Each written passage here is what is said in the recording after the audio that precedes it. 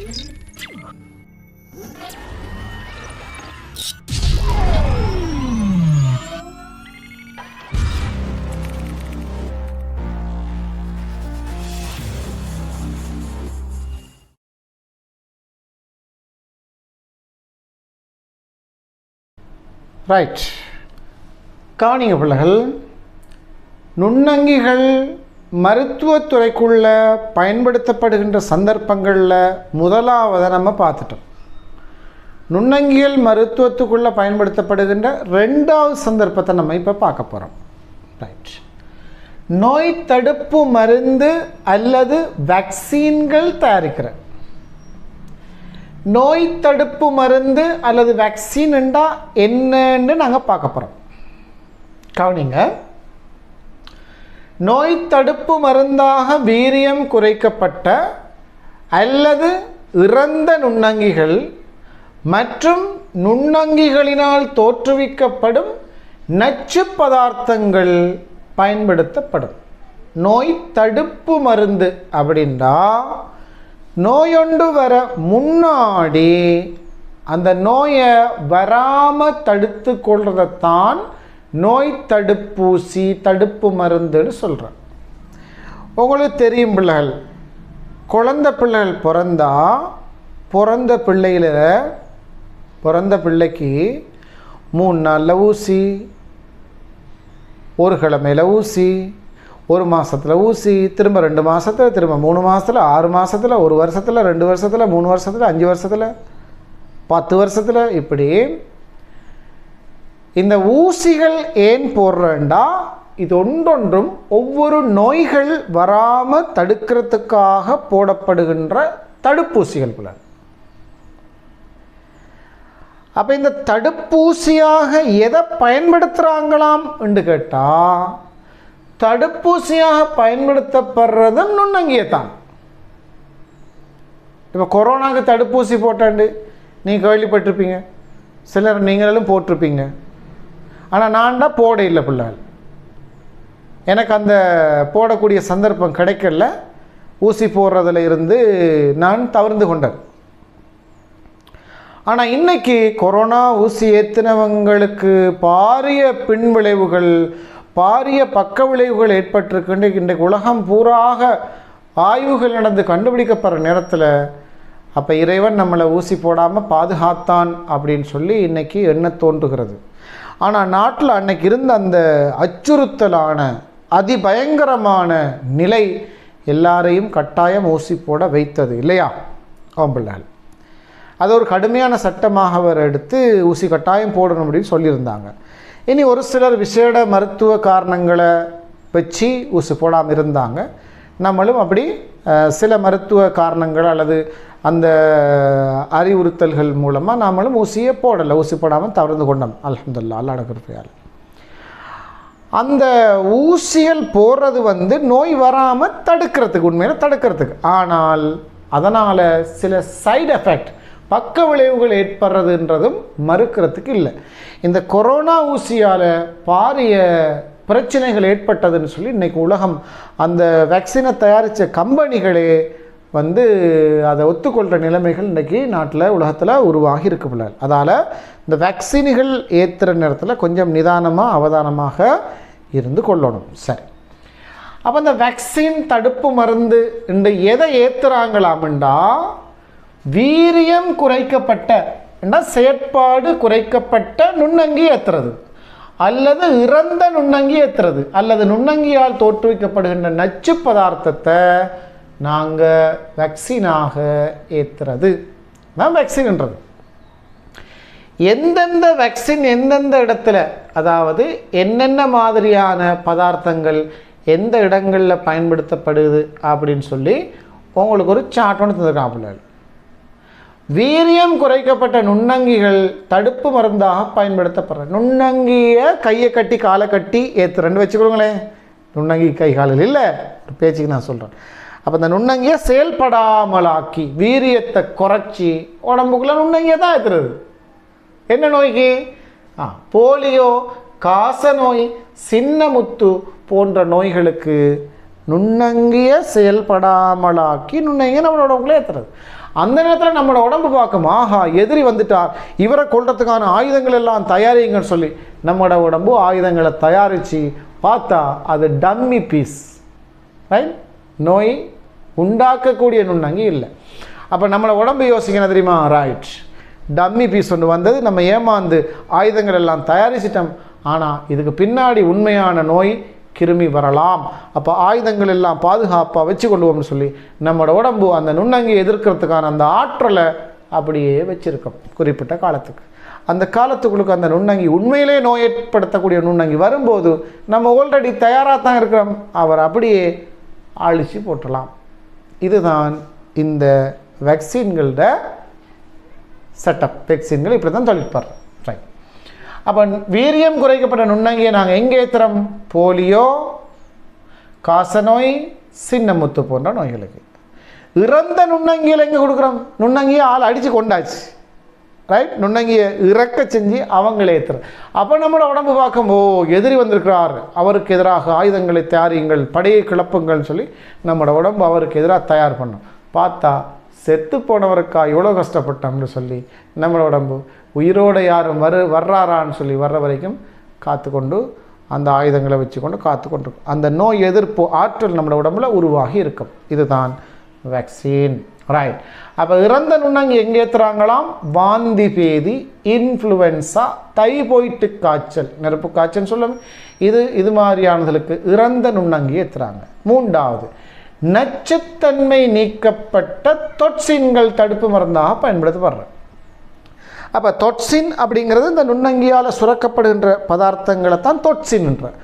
அந்த தொட்சினை எப்போ வேக்சினாக ஏற்றுவாங்கண்டா, பேர்களை குழம்புல டாக்ஸின் வேக்சின் எல்லாம் வருது. டாக்ஸின் அப்படின்னா டாக்ஸின்னா அந்த நஞ்சு.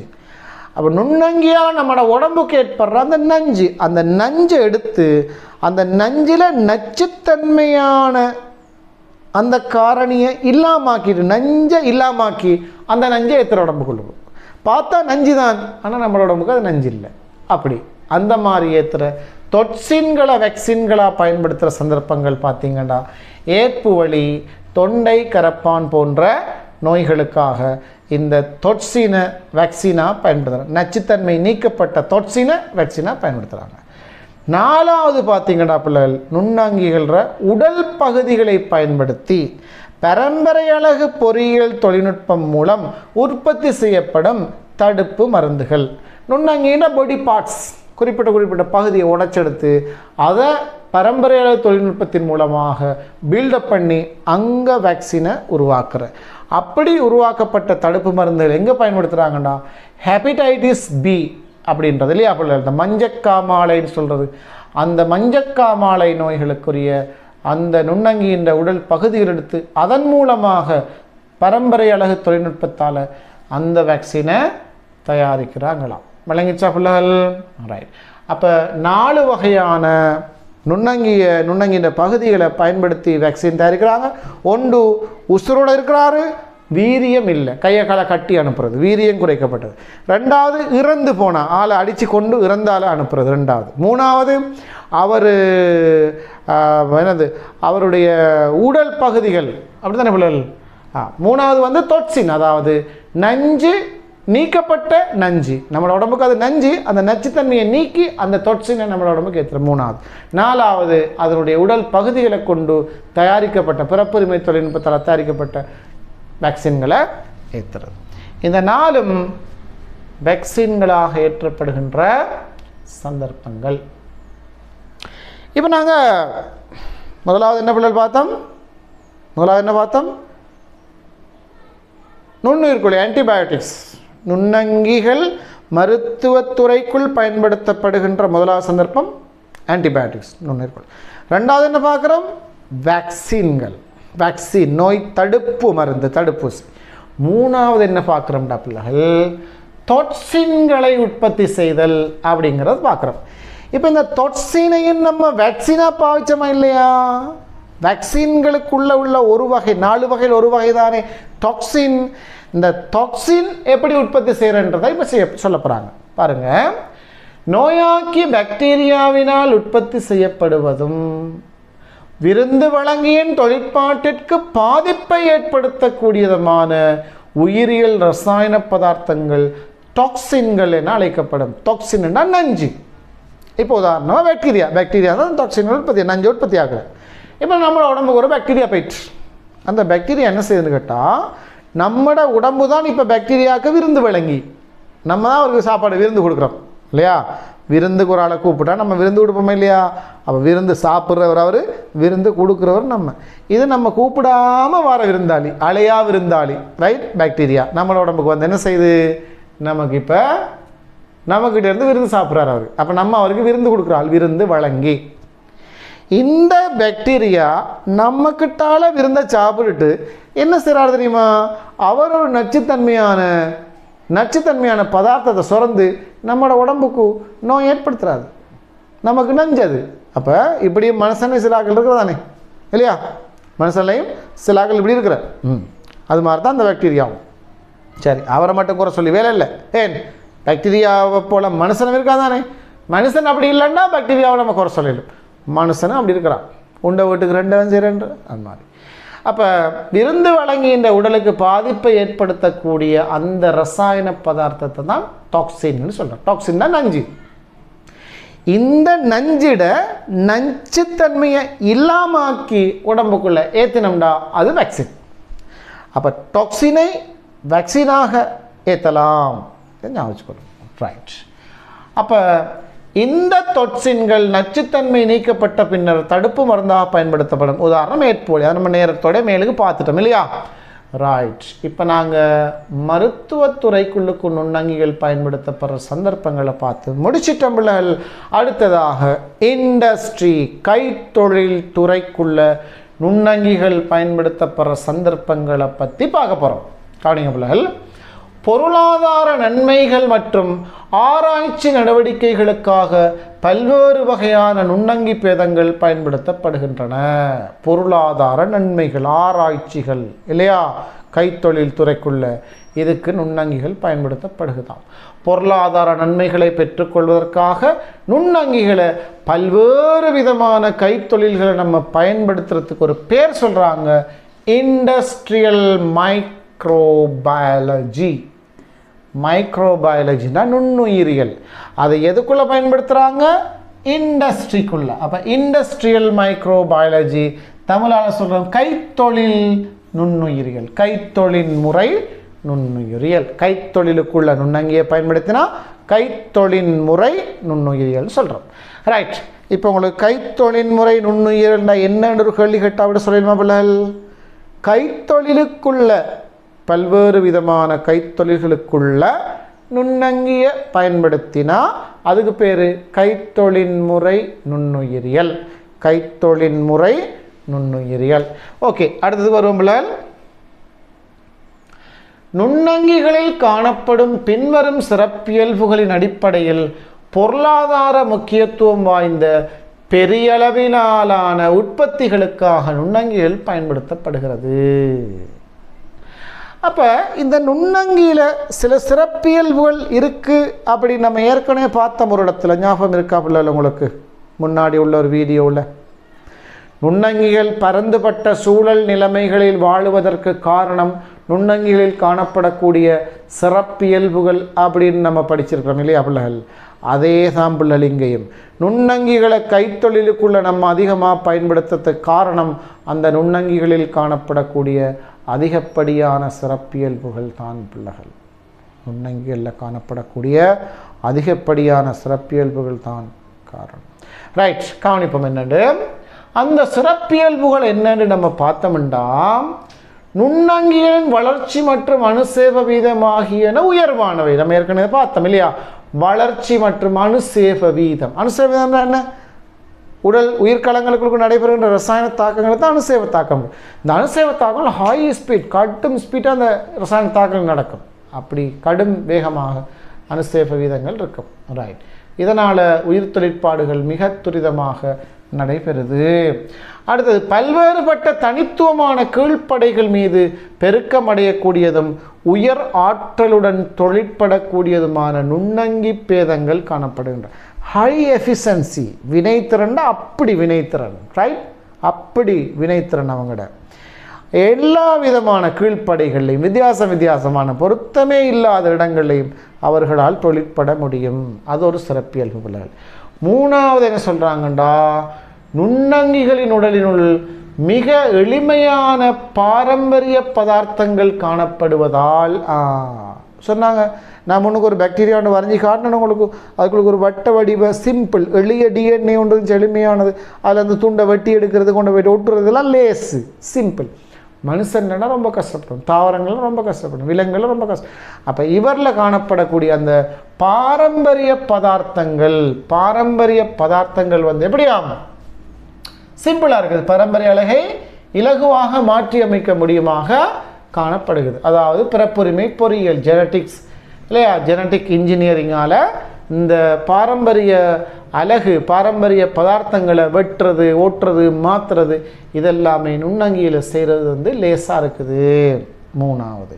நாலாவது, கைத்தொழில்களுக்காக பயன்படுத்தப்படும் பெரும்பாலான நுண்ணங்கிகள் மிக குறைந்த செலவில் அல்லது சூழலிலிருந்தே இலகுவாக பெற்றுக்கொள்ளக்கூடிய அர்த்தல்.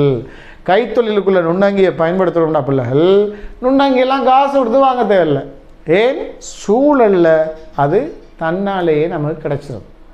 விநாயகர் உற்பத்தி செய்யணுமா, ஆல்கஹால் உற்பத்தி செய்யணுமா, இதெல்லாம் வந்து சூழலில் காற்றுல பறந்து வரதாலே நம்மளோட தேவை நிறைவேற்றப்படும். அப்போ நுண்ணங்கிகளை வாங்குறதுக்கு அதிக விலை கொடுக்க தேவையில்லை, சூழலில் இருந்து பெற்றுக்கொள்ளலாம். அல்லது மிக குறைந்த செலவில் இந்த நுண்ணங்கிகளை நாங்கள் பெற்றுக்கொள்ள முடியும்.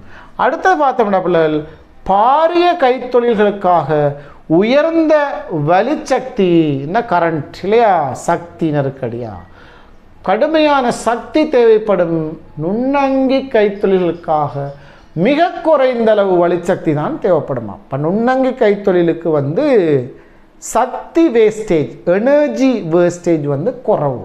அதிகமாக கரண்ட் தேவையில்லை, அதிகமான மெஷின்கள் வேலை செய்ய தேவையில்லை, அதிகமான ஃபேக்ட்ரி வேஸ்டேஜ், அதாவது அந்த வலிச்சக்தி பவர் வந்து அவங்களுக்கு அதிகம். ஏன், நுண்ணங்கி அவர் எந்த ஒரு பவரும் இல்லாமல் அவர பவர்லேயே அவர் செயற்பட்டு போயிடுவார். அப்போ குறைந்த அளவு வலிச்சக்தி போதுமாம். இந்த நுண்ணங்கிகளை கொண்டு பாரிய கைத்தொழில்களை மேற்கொண்டாலும் குறைஞ்ச அளவுக்கு சக்தி போதுமாம். அடுத்தது, கைத்தொழில்களின் போது அதிக அளவு சூழல் மாசடைதலும் பெரிய அளவிலான சூழலியற் பாதிப்புகளும் ஏற்படும். எனினும் நுண்ணங்கிகளை பயன்படுத்தி நீங்கள் தொழில்முறை கைத்தொழில் நுண்ணங்கி பயன்படுத்தினீங்கடா, தொழில்முறை நுண்ணங்கி அல்ல, உங்களுக்கு சூழல் மாசடைதல் ரொம்ப குறைவு.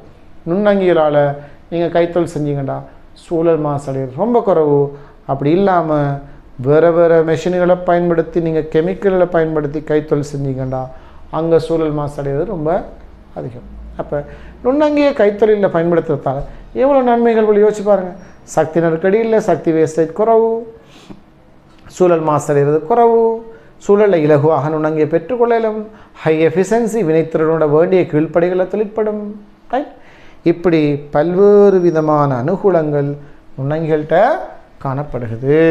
ரைட், காணியப்ப பின்வரும் சிற்றளவிலான கைத்தொழில்களிலும் பாரியளவிலான கைத்தொழில்களும் நுண்ணங்கிகள் பரவலாக பயன்படுத்தப்படுகின்றன. அப்போ நுண்ணங்கி பயன்படுத்தப்படுகின்ற சந்தர்ப்பங்கள் எவை? கைத்தொழிலுக்குள்ள நுண்ணங்கி பயன்படுத்தப்படுகிற சந்தர்ப்பங்களை வேண்டாம் உங்களுக்கு நிறைய தந்திருக்காங்க பாருங்கள். பால் சார்ந்த உற்பத்திகள், யோகட், தயிர், பாட்கட்டி, வெண்ணெய், பால் சார்ந்த உற்பத்தி எல்லாத்துலேயும் நுண்ணங்கி பயன்படுத்துது.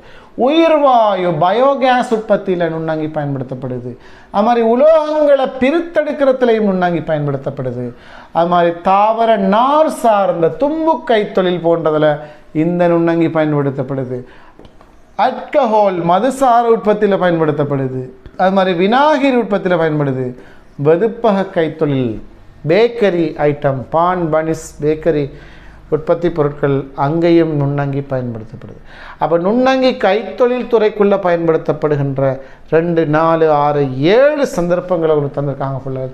இந்த 7ஐயுமே நீங்கள் ஞாபகத்தில் வச்சுக்கொள்ளணும் இல்லை, அது ஒரு 4 ஞாபகத்தில் வச்சுக்கொண்டாலே போதும். நுண்ணங்கியால், அதாவது கைத்தொழில், சிறிய கைத்தொழில், பாரிய கைத்தொழில்களுக்குள்ள நுண்ணங்கி பயன்படுத்தப்படுகின்ற சந்தர்ப்பங்களை என்ற கேள்விக்கு பிள்ளைகள் நீங்கள் இந்த விடையை கொடுக்கலாம். ஓகே, இப்போ இதில் வந்து நம்ம ஒரு சார்ட் ஒன்று தந்திருக்காங்க.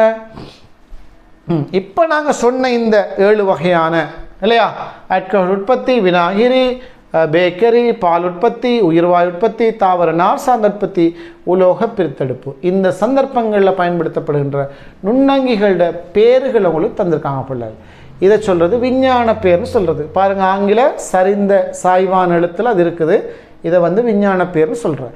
இதை நம்ம கையெழுத்தில் எழுதுனோம்னா கீழே தனித்தனி கோடு போடணும். கையெழுத்தில் எழுதுனா டைப் பண்ணினாலோ, கையெழுத்தில் அதாவது டைப்ரைட்டரில் டைப் பண்ணாலோ, கையெழுத்தில் எழுதுனாலோ கீழே கோடு போடணும். கம்ப்யூட்டரில் டைப் பண்ணால் இந்த சாய்வான எழுத்தில் நம்ம கொடுத்துடலாம். அதுக்கு கோடு போட தேவையில்லை. இருந்தாலும் இந்த விஞ்ஞான பேர்களை நீங்கள் பாடமாக்க தேவையில்லை. ரைட், பாடமாக்கி வச்சு அந்தளவுக்கு டீப்பாக கேள்விகள் வர முடியும் இல்லை பிள்ளைகள். சில இடங்களில் அந்த நுண்ணங்கின்ற வகையை பற்றி கேள்வி கேட்பாங்க. இந்தளவுக்கு நுண்ணங்கியோட பேர்களை பாடமாக்கி அவ்வளோ டீப்பாக நீங்கள் கஷ்டப்பட தேவையில்லை. சும்மா அப்படி தெரிஞ்சு வச்சுக்கொள்ளுங்க.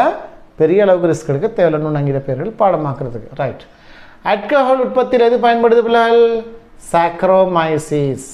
அது மாதிரி விநாயகர் உற்பத்தியில் அசட்டோபாக்டர். இன்னொரு இடத்துல அசட்டோபாக்டர் கதைச்சம் ஞாபகம் இருக்கா பிள்ளைகள்? எங்கே அசட்டோபாக்டர்? அதாவது உயிரியல் வளமாக்கி அந்த இடத்துலையும் அசட்டோபாக்டர் கதைச்சம். அது வெதுப்பக உற்பத்தி, பேக்கரி, அதுலேயும் சாக்ரோமைசிஸ். சாக்ரோமைசிஸ்னா பிள்ளைகள் மதுவம், ஈஸ்டர்ன்னு நம்ம சொல்கிறோம். அந்த ஈஸ்டர்ன்ற விஞ்ஞான பேர் தான் சாக்ரோமைசிஸ் சொல்கிறது. அது மாதிரி பால் உற்பத்திகளில் லாக்டோபசிலஸ், பல்காரிகஸ், ஸ்ட்ரெப்டோகோக்கஸ், தெர்மோஃபிஸ் இந்த மாதிரி ஒன்றாங்க. அது மாதிரி உயிர்வாயு உற்பத்தியில் மெத்தனோகோக்கஸ், அது மாதிரி மெத்தனோ பாக்டீரியம் ரெண்டுமே பாக்டீரியா தான் பிள்ளைகள். தாவர நார் சார்ந்த உற்பத்தி பேசிலஸ் கோகோரஸ், அது மாதிரி பேசிலஸ் கொமசி. ரைட், பேசிலஸ் கொமசி அப்படின்ற ரெண்டு நுண்ணங்க. அது மாதிரி உலோக பிரித்தெடுப்பில் ஆசிடி தயோபாசிலஸ், ஆசிடி தயோபாசிலஸ் ஃபெராக்சிடன்ஸ்னு சொல்கிறோம். ஆசிடி தயோபாசிலஸ் ஃபெராக்சிடன்ஸ் அல்லது தயோபாசிலஸ் ஃபெராக்சிடன்ஸ் சொல்கிறோம். இந்த மாதிரியான நுண்ணங்கிகள் வந்து பெரும்பாலும் எல்லாம் பாக்டீரியாக்கள் பிள்ளைகள், 1-2 தவிர பெரும்பாலும் எல்லாம் பாக்டீரியாக்கள். இந்த உலோக பிரித்தெடுப்பு, தாவர நார் சார்ந்த உற்பத்தி, உயிர்வாயு உற்பத்தி, பால் உற்பத்தி, வெதுப்பகம், அது மாதிரி விநாயகரி ஆட்கள், இப்படியான சந்தர்ப்பங்கள் அந்த 7 சந்தர்ப்பங்களில் பயன்படுத்தப்படுற நுண்ணங்கிற பேர் உங்களுக்கு ஒரு சாட்டாக தந்திருக்காங்க. அது நீங்கள் சும்மா தண்ணி வச்சுக்கொள்ளுங்க, அதெல்லாம் பாடமாகி கொண்டிருக்க தேவையில்லை. ரைட், இப்போ முதலாவது நம்ம பயோகேஸ் உற்பத்திக்கு போகிறோம்.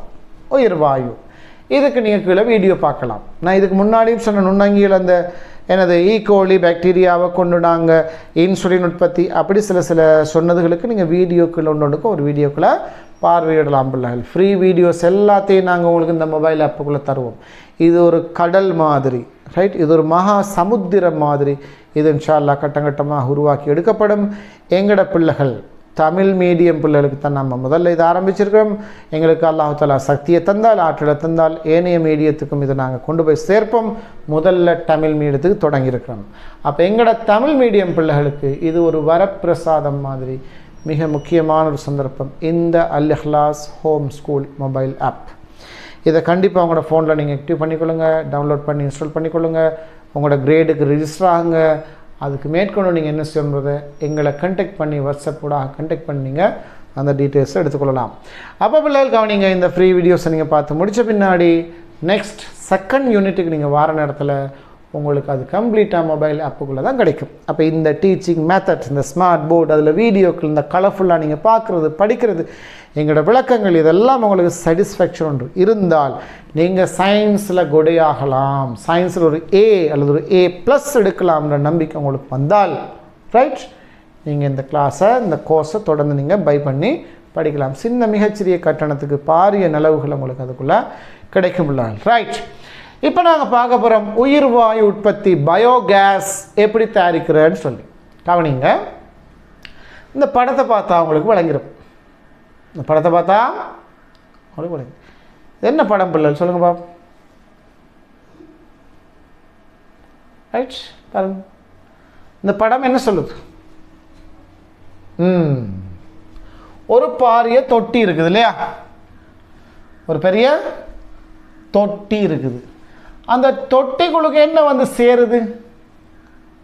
ரைட், ஆடு, மாடு, கோழி, பன்னி, இந்த மாதிரியான கால்நடைகள்.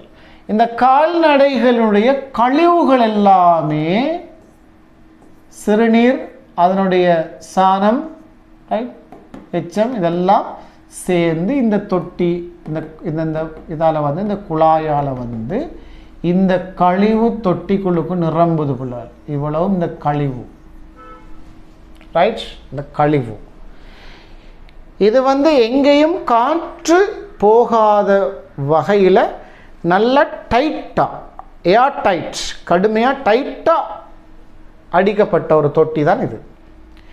இப்போ இந்த தொட்டிக்குள்ளுக்கு இந்த வந்து நிரம்பலுமே தவிர இதுக்குள்ளுக்கு கேஸ் வரையலாது.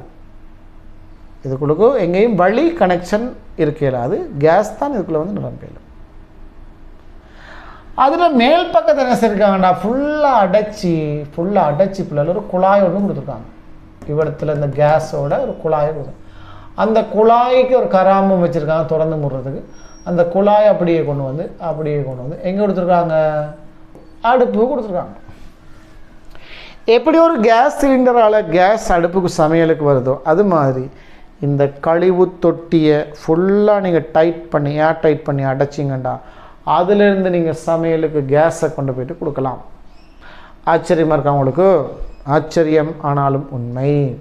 இதுதான் கழிவுலிருந்து, சேதன கழிவு தாவர விலங்கு கழிவுகள் இருந்து நீங்கள் மரக்கறி கழிவுலேருந்து எடுக்கலாம். பழைய லீக்ஸ்கள், கரெக்டர்கள், அழுகி போன மரக்கறி எல்லாம் ஒரு கண்டெய்னரில் போட்டு அடைச்சி வச்சு அதுலேருந்து வர கேஸை வழி அழுத்திங்கன்னா அதான் பயோகேஸ். இதுக்கு உங்களுக்கு வீடியோ கீழே நீங்கள் பார்ப்பீங்க, ரைட்?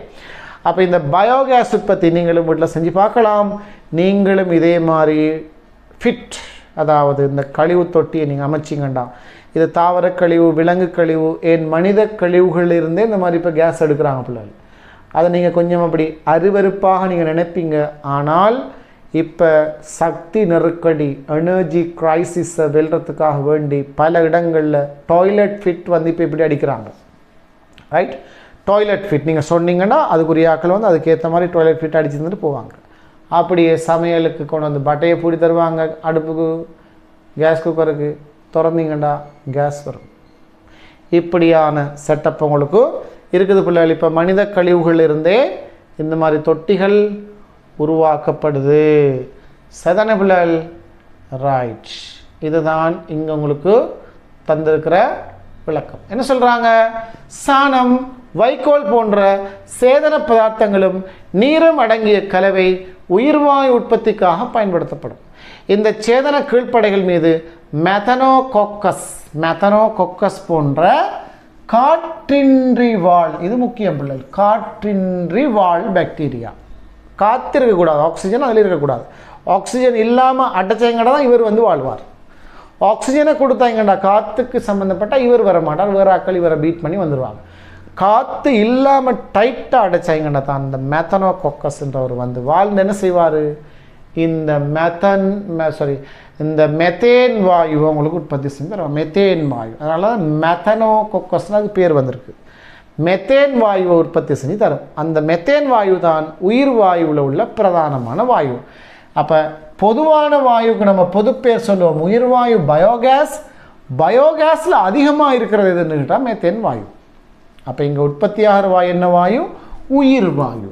அந்த உயிர் வாயுக்களுக்கு 2-3 வகையான வாயுக்கள் இருக்கும். அதில் அதிகமாக இருக்கிற வாயு தான் இந்த மெத்தேன் வாயு.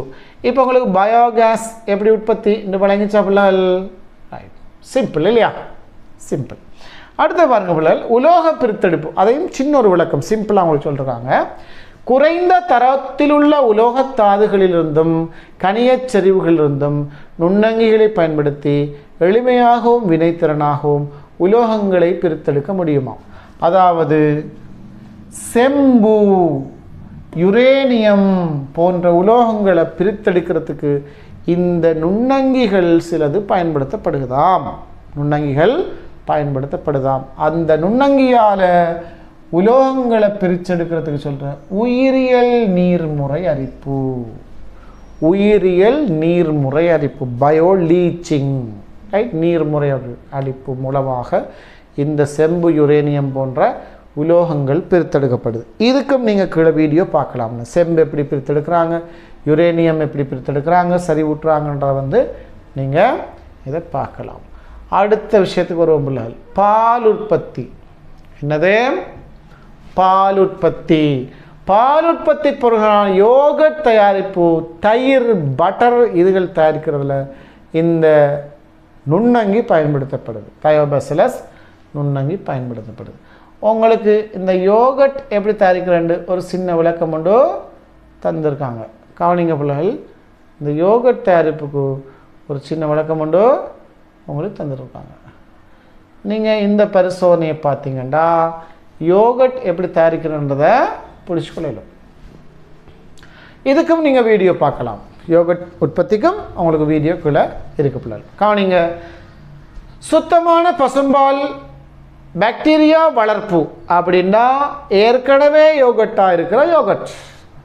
இப்போ தயிர், புதுசாக தயிர் தயாரிக்கணுமா இருந்தால் ஏற்கனவே தயிராக இருக்கிற, அதை உரைன்னு சொல்லுவாங்க இல்லையா, அந்த ஏற்கனவே தயிராக இருக்கிறதுக்குள்ளுக்கு தான் நுண்ணங்கி இருக்குது. அப்போ நம்ம தயிர்னு சாப்பிட்றது என்ன தயிர்? நுண்ணங்கியே. யோகட்டு சாப்பிட்றது தான் நுண்ணங்கியே. நுண்ணங்கியை தான் நம்ம பெருசாக சாப்பிட்றோம். ரைட்? பாலும் இருக்குது, உணவும் இருக்குது, அதுலேருந்து வந்த இதில் இருக்குது நுண்ணங்கிகள். கோடான கோடிக்கணக்கான நுண்ணங்கியை தான் தயிரும் யோகட்டுன்னு நம்ம சாப்பிட்றோம். இல்லை, அதால் உடம்புக்கு ஒரு கேடும் இல்லை, அது நலவு தான். ரைட்?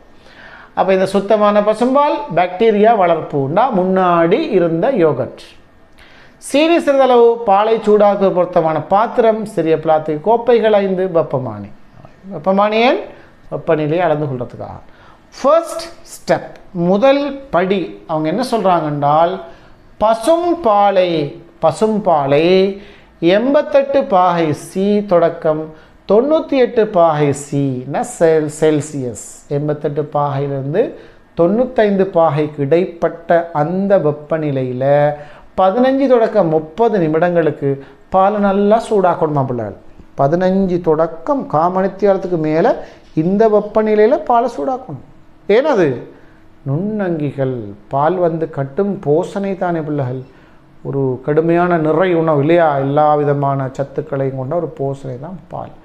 அப்போ இந்த பால், இந்த நிறை உணவில் நிறைய நுண்ணங்கிகள், நிறைய நுண்ணங்கிகள் வாழும்.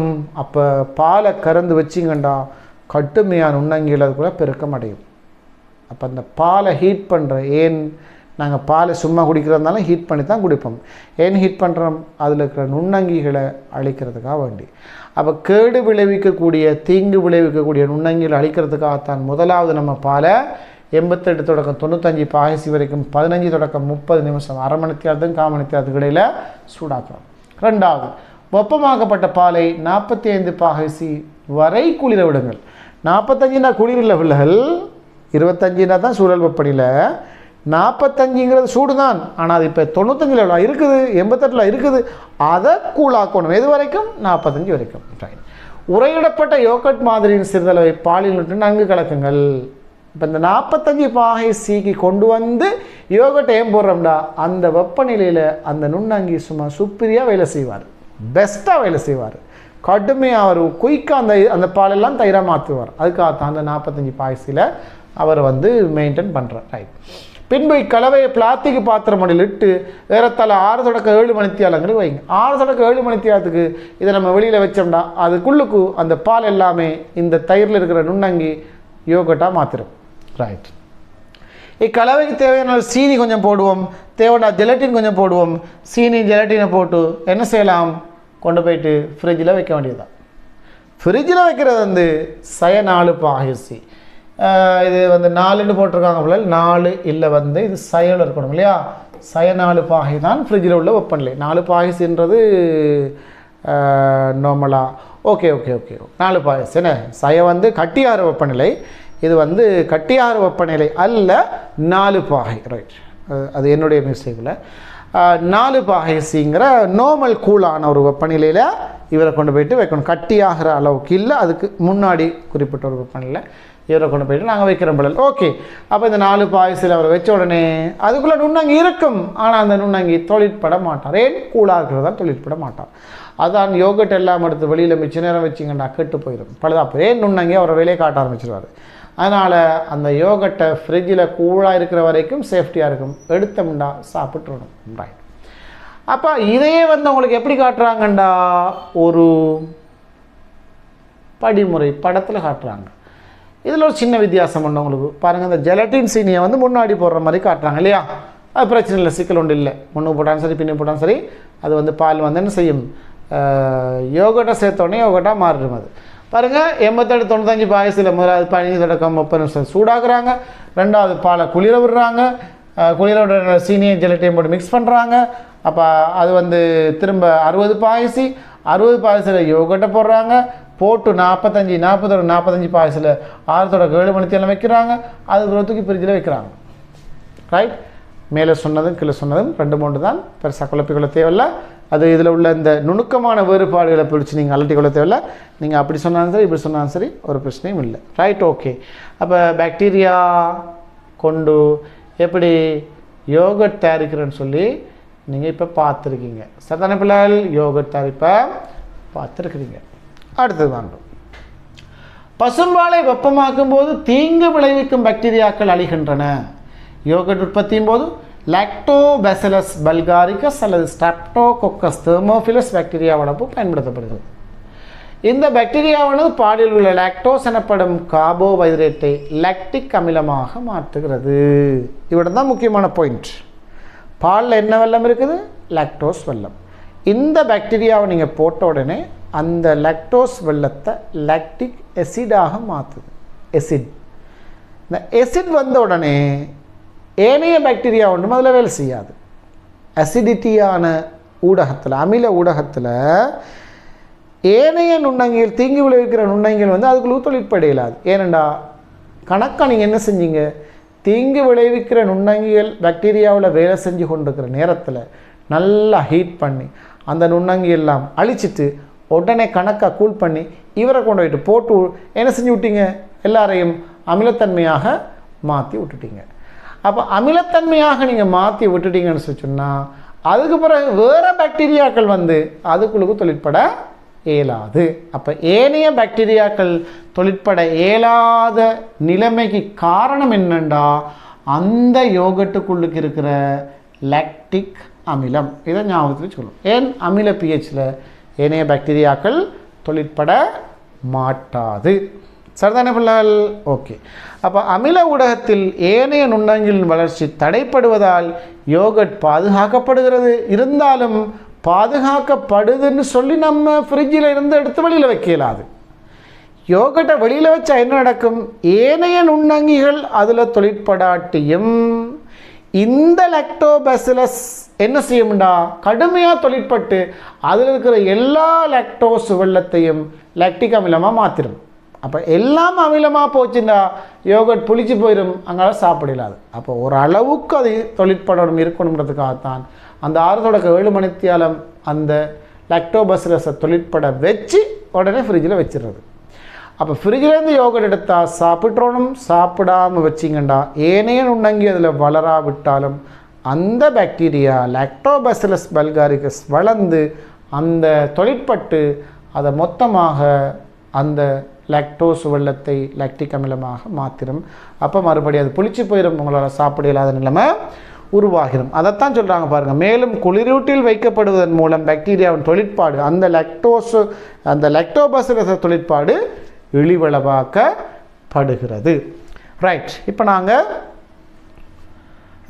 பால் உற்பத்தியில் நுண்ணங்கி எப்படி பயன்படுதுன்னு பார்த்துருக்குறோம். அடுத்ததாக தாவர நார் சார்ந்த உற்பத்திகளில் நுண்ணங்கி எப்படி பயன்படுதுன்றதை பார்க்க போகிறோம் பிள்ளைகள்.